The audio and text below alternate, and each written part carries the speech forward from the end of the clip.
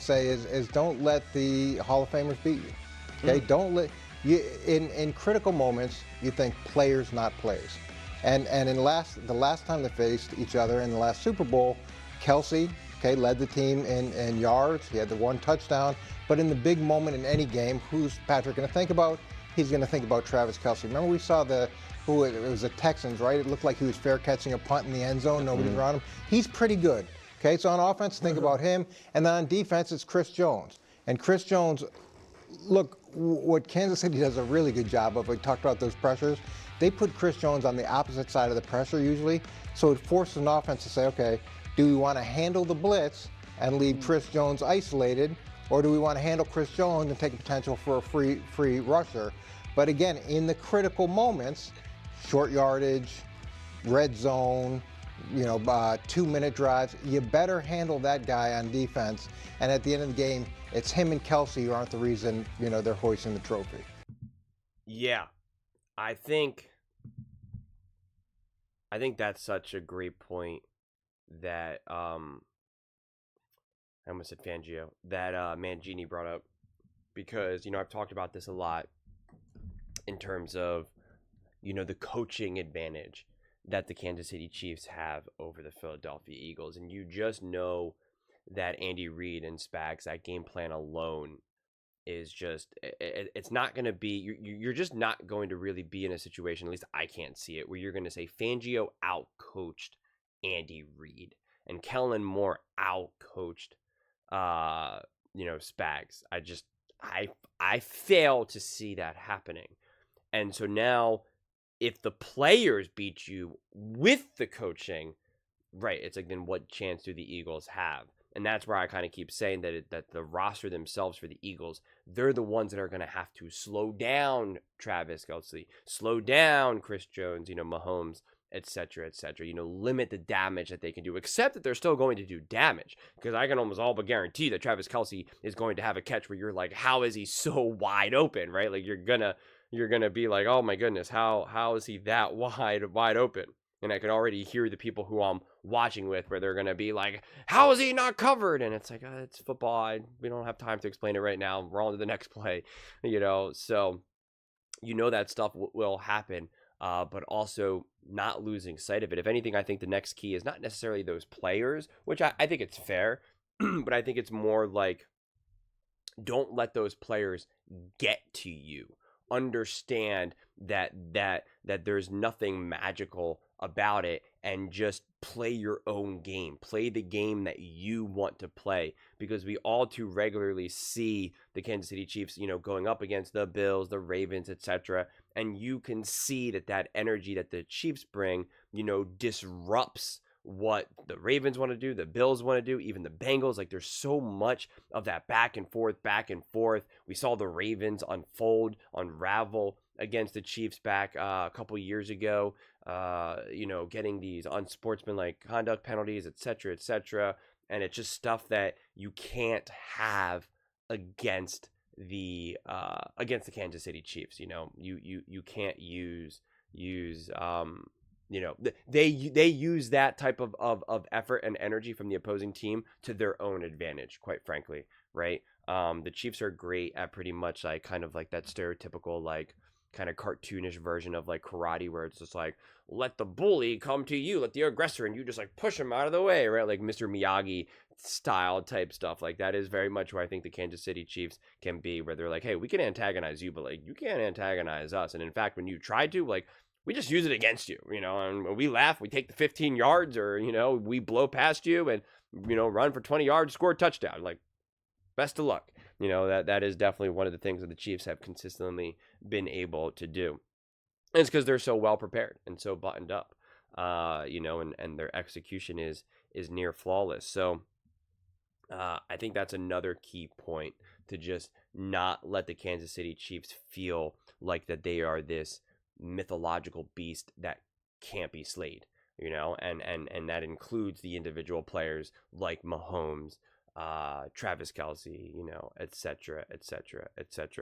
But yeah, it's, I keep kind of talking about it, and kind of these coaching imbalances and the game plans and the roster. It's just like, You know, I at the end of the day, if you can really kind of sum up this game, it's like, and this is how I feel, that the Eagles have the better roster and the Chiefs have the better coaching staff.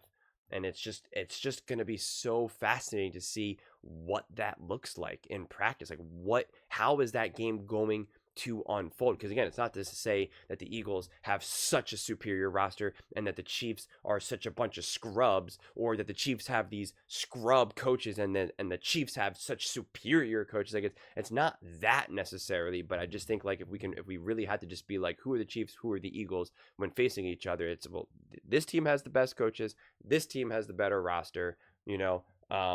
And so the rest is kind of like, and again, this is a made up number, I can see this game kind of going where it's like the Chiefs coaching staffs, they're, on a scale of 1 to 10, they're 10s.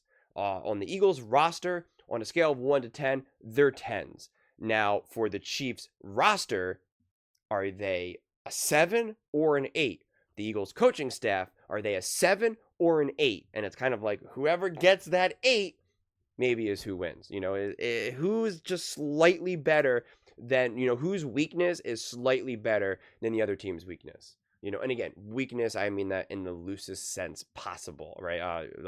So again, if you're an Eagles fan, don't get too hung up on that. And if you're a Chiefs fan, don't get too hung up on that. It's just not always easy to kind of put into words in that regard. But I could see that, again, it's just, I don't know. Are you going to watch this game and say, wow, that was a brilliant play call by Kellen Moore? Oh, my goodness. Dude, that opening drive, Kellen Moore knew it. I mean, look, man, Jalen Hurts was able to do exactly what he wanted to do, or, whatever it is. Like, are you going to say that? Because, again, watch the Buffalo Bills opening drive versus the Chiefs, and then watch the Chiefs opening drive. One had a clear identity, knew exactly what they wanted to do. The other side looked like it was just like, oh my goodness, the game starts, like, oh my god, the game, we gotta get here, guys. It was like the beginning of Home Alone, where everyone's like rushing and running around. It was like, oh my god, we overslept, let's go, we gotta get to the airport, the plane's leaving. I mean, like, it was just a mess. And again, compare that to even the Rams versus the Minnesota Vikings. The Rams opening drive,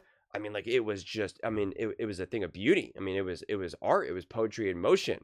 And it's just like, can Kellen Moore come up with that plan, and can Spags defense stop it? Can the players themselves for the Eagles demand and make that happen on the field, regardless of what, the play calling or the play calling or the game plan itself is like.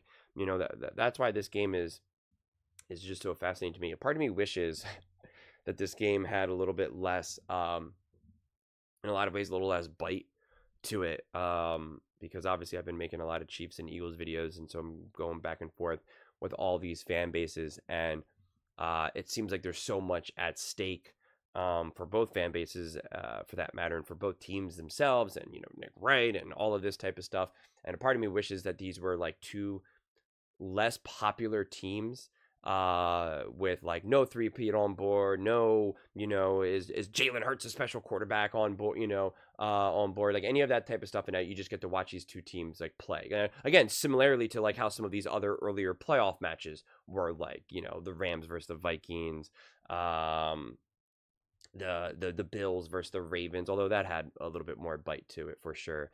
But just a little bit more of kind of just like, all right, you know what? I'm excited to see how this is going to unfold. Like, it just seems people have insanely strong feelings about both these teams and how these games will unfold, and the fan bases are turbocharged, which is good. It's obviously good from an entertainment standpoint, but a part of me wishes that I could just watch this game with like no stakes at all and just be like, I'm fascinated, because again, just from someone who's like a football nerd, like, I'm just fascinated to see like how this is truly going to unfold and what it's going to look like. And it would be, usually those games can be a little bit more fun to watch when it's just, again, when there's just less stakes involved.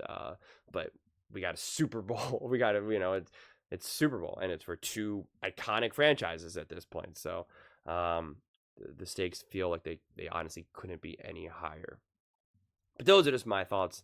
I'd absolutely love to hear yours. What do you guys all think about the Philadelphia Eagles, and the fact that they have to be able to, according to Mangini, stop the stars, stop the Hall of Famers on the Kansas City Chiefs from essentially being Hall of Famers, from doing the damage. Let me know in the comments below. I read every single comment. So whether you agree with me or disagree with me, either way, let's get in some discussions. Let's get in some fights, but ultimately, let's just have some fun. And please do consider subscribing. We are building an amazing community here, and I absolutely love to see you part of it. I want to build something that we all genuinely feel connected to. Something that we're really excited to be part of. I think we're well on our way to doing it. And please don't forget to give this video a thumbs up, as it really does help with the visibility and the algorithm. Thank you so much. See you next time.